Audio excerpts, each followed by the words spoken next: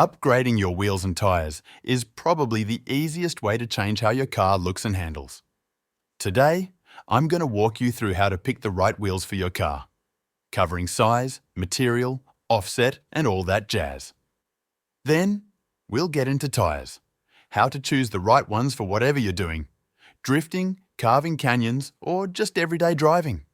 I'll show you how to understand tyres, how to pick them, and then we'll cover installation, so you'll be out there ripping corners in no time. Let's get into it. First up, tyres. Here's the stock wheel and tyre from the Ford F-150. The first thing I want to do is go over all the numbers stamped on the side of the tyre. Basically, everything the tyre is trying to tell us. We'll start with the size, that big batch of numbers, 265, 70, R17. What do they mean? The first number, 265, is the width in millimetres. This tyre is 265 millimetres wide. The second number, 70, is the sidewall profile, also called the aspect ratio. It's a percentage of the width, meaning the sidewall is 70% of the 265 millimetres width. Sidewall height isn't the same on every tyre. It always depends on the width, so remember that. The last number, 17, tells you the diameter of the wheel that fits the tyre. Pretty simple. Metric and imperial measurements combined. Fun, right? Next, there's a number and a letter, like 113S. The number 113 is your load rating. Higher numbers mean higher load capacity. You can check a chart to see the exact rating, but this tyre's max load is 25 and 35 pounds. Most tyres will also list the max load in pounds right on the sidewall. Right next to that, you'll see the max inflation. Here, it's 44 psi. That's not what you drive on. That's just the max the tyre can handle. Always check your driver's door jamb or the owner's manual for the correct driving pressure. Usually 30-35 psi for cars, 60-80 psi for trucks. Driving at max psi will ruin tyre wear and lifespan. Now, the letter at the end, in this case, S, is your speed rating. If you want to go fast, you need tyres that can handle it. Driving above the tyre's rated speed can make it delaminate and fail. Ratings go from A to Z, with Z being the fastest, 186 miles per hour. Tyres rated over 149 miles per hour often get a Z added, like ZR. For our tyre, S means it's good to 1 to 12 miles per hour. Alright, now we know tyre size, load rating and speed rating, but we're not done. There's more DOT standardized info. The US Department of Transportation, through the NHTSA, created standards to measure key tyre functions, helping consumers make informed choices. These are called UTQG, Uniform Tyre Quality Grade Standards. They measure three things: treadwear, traction, and temperature. Let's start with treadwear. This one's a bit tricky. Treadwear rating is comparative. It tells you how fast a tyre will wear compared to a standardized tyre. A 200 treadwear rating should, in theory, last twice as long as a 100 rating. But the DOT doesn't do these tests. The tyre manufacturer does. So treadwear is often closer to a marketing tool than a precise consumer measurement. It gives a rough idea of longevity relative to other tyres from the same brand. But a 400 rated Bridgestone may not last as long as a 400 rated Goodyear. Generally, lower numbers mean stickier tyres. Some high-performance tyres even have zero treadwear. Who cares about longevity? It's all about grip. Next up is traction. This one's more scientific. It measures straight-line wet grip. Tyres are mounted on an unpowered axle with sensors and pulled behind a truck at 40 miles per hour on wet asphalt and concrete. Brakes are applied and sensors measure friction, basically the G-forces when braking. Traction grades are C, B, A, and AA. Each corresponds to a specific threshold G-force. Lastly, temperature. This measures heat resistance, how well the tyre handles heat build-up at speed. Tyres blow apart in drifting or aggressive driving mostly because of heat. Grades are A, B, or C. A handles 115 1 mile per hour without overheating. B handles 100 115 mile per hour. And C handles 85 100 mile per hour.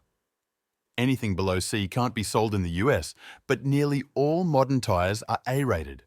Now, some tyres have outside marked on the side or an arrow showing rotation. This is for asymmetric tyres, meaning the tread isn't mirrored.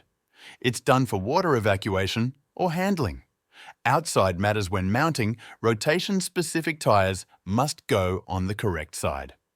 Bonus points if the installer is also the one mounting them, all in one. Next, the DOT code.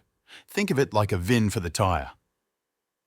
The first characters are manufacturer-specific info, size and factory code. What we really care about are the last 4 digits. They tell the week and year of manufacture. For example, 3107 means week 31 of 2007, making the tyre 18 years old. A general rule: after 6 years, retire the tyre. Rubber dries out, cracks, and becomes unsafe. DOT codes are an easy way to check a tyre's age whenever you're looking at a car. Okay, now that we've covered all the basics about tyres and what they're trying to tell us, let's move on. Because that's only half the story. The other half is wheels. And in my opinion, they're just as important. You've got to get them right, especially if you want proper fitment. So, there's a lot to cover when it comes to wheels. Let's dive in. First, the basics. Size. This wheel here is a 20 by, I think, 9 inch, meaning it's 20 inches in diameter and 9 inches wide. Pretty simple, right? But there's another key parameter we care about. Offset. I know, it sounds scary, but I'll break it down. Later, I'll also show you how to calculate and measure your offset to figure out what will fit, so you can achieve the fitment you've been dreaming about. Offset is basically the measurement from the center of the wheel's mounting face. The outside, or the face of the wheel, is considered positive, and the empty barrel, the inner space, is negative. Imagine an imaginary line through the center of the wheel. That's 0. Our wheels have a positive 44 millimeters offset, meaning the mounting surface is positioned 44 millimeters toward the outside, the wheel's face. The more you move this mounting face outward, the more the wheel tucks into the car, giving a weak fitment. The more negative you go, the more the wheel pokes out, giving that aggressive, gangster look. Next up, bolt pattern. This is the pattern of the lugs. Our Ford F-150 XLT has a 6K 135 bolt pattern, 6 lugs spaced evenly across a 135mm diameter circle. For even lug wheels, you can measure from hole to determine the size. For 5 lug wheels, it's a little trickier because no 2 holes are directly opposite, so you'll need a bit of math. Then there's the hub bore. It's important because the wheel should fit snugly onto the hub, what the industry calls Hub-Centric. Hub-centric wheels are centered by the hub, not the lugs. If the hole is too big, the wheel is centered by the lugs. That's Lug-Centric. If you need to fix a gap, hub-centering rings come in a million sizes to perfectly center your wheels. Unfortunately, I don't have them for our new wheels yet, so we'll be Lug-Centric for now until I order some. Alright, now let's quickly go over wheel types from cheapest to most expensive. First, steelies, steel wheels, often hidden behind hubcaps, but they can look cool. Next, cast wheels, molten aluminum poured into a mold. Then, roll-formed wheels. A cast blank is rolled out into the barrel, making it stronger and lighter than a cast wheel, but a bit pricier. Forged wheels come next. Aluminum billets are pressed under high pressure, resulting in super dense, strong and lightweight wheels, but very expensive. And finally, the gangster class. Multi-piece wheels, 2-piece or 3-piece, where the face is separate from the barrel. You can spend as much as you want here, get any fitment, and they look amazing, but they're also extremely expensive. Now that you're up to speed on wheels and tyres, let's talk about what we picked for the Ford F-150 XLT and why. That's right, we went with fuel matte black vapor wheels. Can you believe it? 1 piece, very light, very strong, made with the roll-forming process I mentioned earlier. Basically the perfect blend of everything we care about in a wheel. These are 26 9 inches with a positive 20 millimeters offset. I'll explain how I chose them. Let's talk about diameter for the Ford F-150 XLT. Stock wheels are 20 inches, and that size works well for most applications. Why 20 inches? First, it provides enough clearance for the factory brakes while allowing room for future upgrades. Second, tire options. 20-inch tires are widely available for trucks, giving plenty of choices. Third, sidewall height.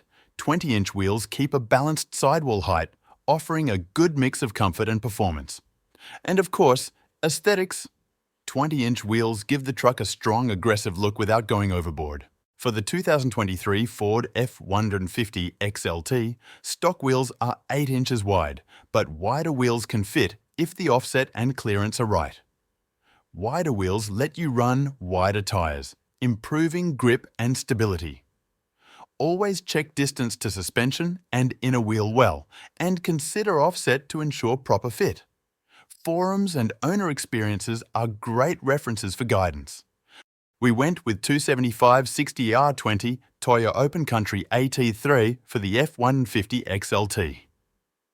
The fuel matte black vapor wheels are 20 RVS 8 inches, and 275mm tyres fit perfectly without rubbing. This size gives a wider, aggressive stance while remaining compatible with stock fenders and suspension. Sidewall height is close to stock, keeping the speedometer accurate. These truck-rated tyres deliver reliable grip, durability and handling for daily driving and light off-road adventures. Offset 30, 44mm for 20x8 or 20x9 wheels. Forums and F-150 owner experiences were a valuable resource. Many have already tested fitments with different widths and offsets. If you don't have that info, you can measure yourself. With the truck at ride height, place a straight edge across the center of the stock wheel and measure the gap between the wheel and the fender. This shows the safe offset you can run. If you're also changing wheel width, keep in mind that each extra inch of width affects clearance to the fenders and suspension. Simple and clear. Finally, lug nuts. You can sometimes reuse the stock ones, but for proper fit and appearance, we used the ones that come with the fuel matte black vapor wheels. What matters? Diameter and thread pitch. For F-150 XLT, it's 12 of 1.5mm. And the seat type, these wheels use cone, tapered, seat lug nuts. Always match the lug nuts to your wheels, torque them to the manufacturer's specification, and you're done. And there it is, our first major upgrade on the Ford F-150 XLT. New fuel matte black vapor wheels and Toyo Open Country AT3 tyres. This truck is now wider, more aggressive, and ready for both daily driving and light off-road adventures. Thanks for watching. Hope you had a good time and learned a thing or two.